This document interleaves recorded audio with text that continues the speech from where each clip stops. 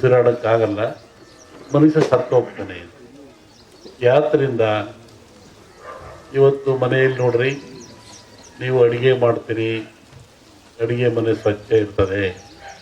ಸ್ನಾನ ಮಾಡ್ತೀರಿ, ಸ್ನಾನದ ಮನೆ ಸ್ವಚ್ಛವಾಗಿರ್ತದೆ. ಊಟ ಮಾಡ್ತೀರಿ, ಊಟದ ಮನೆ ಸ್ವಚ್ಛವಾಗಿರ್ತದೆ. ಅಡುಗೆ ಮಾಡ್ತಾರೆ, ಪಾತ್ರೆ ತೊಳಿತಾರೆ, ತಿಕ್ತಾರೆ, ಸ್ವಚ್ಛವಾಗಿರ್ತಾರೆ. ಆಮೇಲೆ ಊಟ ಕೂತ್ಕೊಂಡು ಊಟ ಮಾಡ್ತಾರೆ, ಕ್ಲೀನಾಗಿರ್ತಾರೆ. ಅಂದರೆ ಸ್ವಚ್ಛತೆಗೆ ಬಹಳ ಮಹತ್ವ ಬಂತು.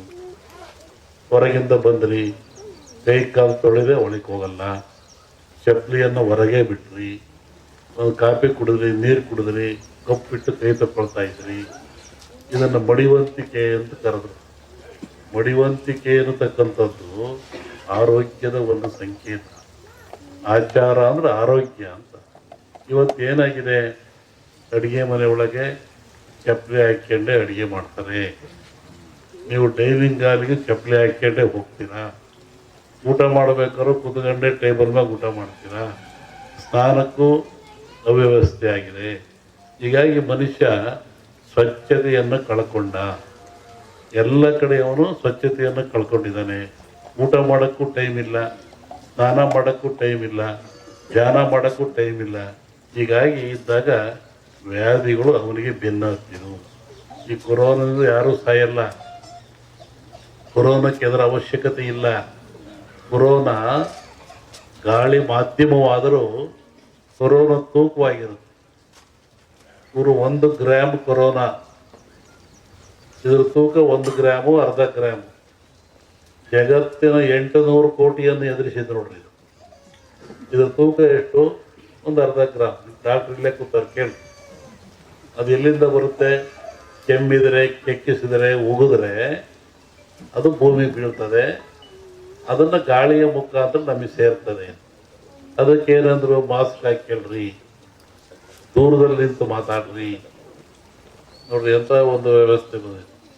ಆ ಒಂದು ಸಣ್ಣ ಕೊರೋನಾ ನಮ್ಮಲ್ಲೇ ಇದೆ, ನಮ್ಮ ಶರೀರದಲ್ಲೇ ಇದೆ. ಅದು ಜಗತ್ತಿನ ಜನವನ್ನು ಎದುರಿಸ್ತಾ ಇದೆ. ಅಂದರೆ ಕಾಯಿಲೆ ದೊಡ್ಡದಾಯ್ತಲ್ಲ, ಮನುಷ್ಯನಿಗೆ ಕಾಯಿಲೆ ದೊಡ್ಡದಾಯಿತು. ಮನುಷ್ಯ ಭ್ರಾಂತಿಗೊಳಗಾಗಿ, ಭೀತಿಗೊಳಗಾಗಿ ಸಾವನ್ನು ಕಾಣ್ತಾ ಬಂದ. ಇದಕ್ಕೆ ಇವತ್ತು ಮದ್ದು ಸಿಕ್ಕಿಲ್ಲ. ವ್ಯಾಕ್ಸಿನೇಷನ್ ಅಂತ ಕೊಡ್ತಾರೆ, ಮತ್ತು ಅದು ಹೇಳ್ತಾ ಇದ್ದಾರೆ, ಇದಕ್ಕೆ ಮದ್ದು ಸಿಕ್ಕಿಲ್ಲ. ಮದ್ದು ಸಿಕ್ಕ ಅವಶ್ಯಕತೆಯೂ ಇಲ್ಲ. ಸ್ವಚ್ಛತೆಯನ್ನು ಕಾಪಾಡಿಕೊಳ್ಳಿ. ಮನೆಯಲ್ಲಿ ಸ್ವಚ್ಛತೆ, ಮನೆ ಕ್ಲೀನಾಗಿರಬೇಕು. ನೋಡ್ರಿ, ಹಬ್ಬ ಬಂದರೆ ಸುಣ್ಣ ಹೊಡಿತಾ ಇದ್ರು, ವಾರ ನೆಲ ಸಾರಿಸ್ತಾ ಇದ್ರು, ಮನೆ ಸಾರಿಸ್ತಾ ಇದ್ರು.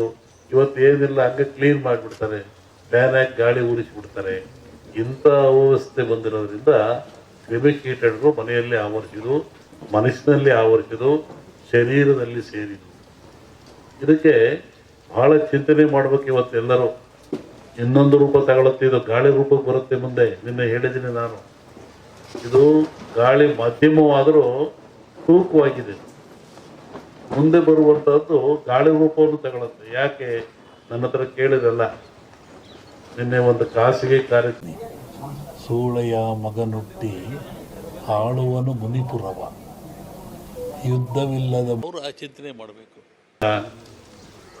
ಇವತ್ತು ಮನೆಯಲ್ಲಿ ನೋಡ್ರಿ, ನೀವು ಅಡುಗೆ ಮಾಡ್ತೀರಿ, ಅಡುಗೆ ಮನೆ ಸ್ವಚ್ಛ ಇರ್ತದೆ. ಸ್ನಾನ ಮಾಡ್ತೀರಿ, ಸ್ನಾನದ ಮನೆ ಸ್ವಚ್ಛವಾಗಿರ್ತದೆ. ಊಟ ಮಾಡ್ತೀರಿ, ಊಟದ ಮನೆ ಸ್ವಚ್ಛವಾಗಿರ್ತದೆ. ಅಡುಗೆ ಮಾಡ್ತಾರೆ, ಪಾತ್ರೆ ತೊಳಿತಾರೆ, ತಿಕ್ತಾರೆ, ಸ್ವಚ್ಛವಾಗಿರ್ತಾರೆ. ಆಮೇಲೆ ಊಟ ಕೂತ್ಕೊಂಡು ಊಟ ಮಾಡ್ತಾರೆ, ಕ್ಲೀನಾಗಿರ್ತಾರೆ. ಅಂದರೆ ಸ್ವಚ್ಛತೆಗೆ ಬಹಳ ಮಹತ್ವ ಬಂತು. ಹೊರಗಿಂದ ಬಂದ್ರಿ, ಕೈ ಕಾಲು ತೊಳೆದೇ ಒಳಗೆ ಹೋಗಲ್ಲ, ಚಪ್ಪಲಿಯನ್ನು ಹೊರಗೆ ಬಿಟ್ರಿ, ಒಂದು ಕಾಫಿ ಕುಡಿದ್ರಿ, ನೀರು ಕುಡಿದ್ರಿ, ಕಪ್ಪಿಟ್ಟು ಕೈ